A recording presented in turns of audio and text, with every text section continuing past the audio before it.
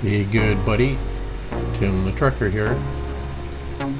You may want to expand your view of this video to the full screen to see the details better. It was Wednesday, April 29th. I just finished my 3-day Detroit pedal, and I was heading out of town on southbound I-75. I was heading up the Rouge River Bridge. I grabbed my cup of coffee, and before I could take a sip, I noticed some sort of irregularity in the behavior of the four-wheelers in front of me. I suspected something had happened over the crest of the bridge that I could not yet see. And sure enough, traffic began to slow way down. There was an accident up ahead.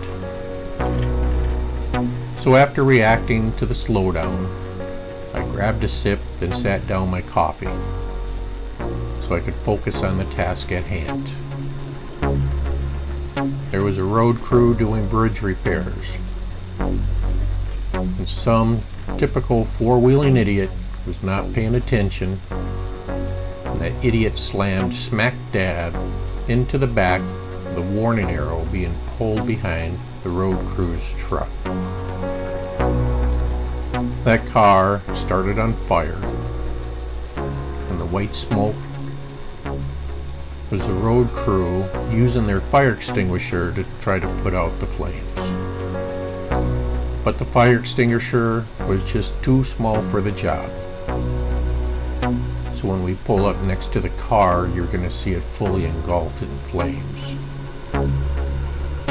Then behind me, there was a typical four-wheeler and a big truck, this time bobtailing.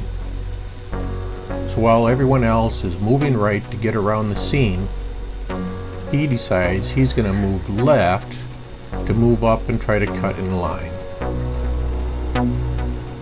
Well, I maintained my position, forcing him to get back in line in his original position.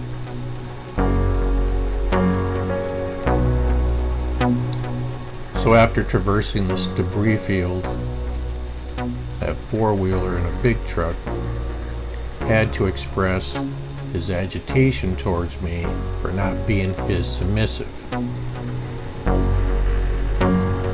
So check out my cornering mirror on the left. You'll see that aggressive bobtail posturing alongside my truck. Well, I've been out here for 35 years, so I know the best reaction is no reaction, and I just drove, refusing to even acknowledge he was there. So eventually, he gives up and drives away. I always knew the arrow signs were to alert drivers to move over.